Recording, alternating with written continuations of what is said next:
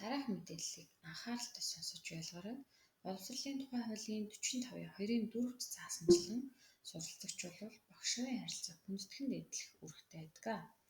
За багшийн эрдмийг сурахын тулд бол эрхэмлэн дээдлэх ёстой гэдгийг ойлгоорой.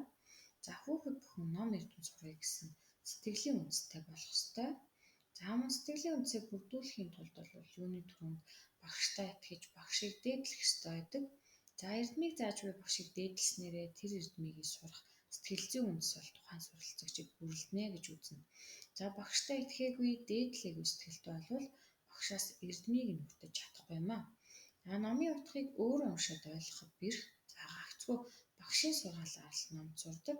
За багш бол эрдмийн оройд дагуулах бүтэж юм аа.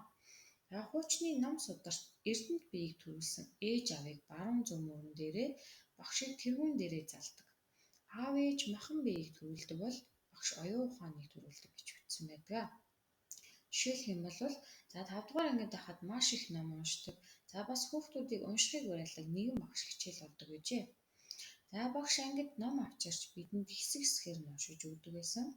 Гэхдээ тэр яг Бродвейн театрын жүжигчин шиг маш чадварлаг сэтгэл хөдлөлт дүүрэн уншиж биднийг дараагийн хэсгийг тэсийн ядан хүлээхэд хүргэдэг байсан.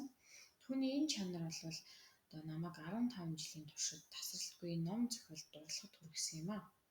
За багшаас юу ч сурч болох бөгөөд тэр бүгд бол эрдэм болно гэдгийг сайтар ойлгож аваарай.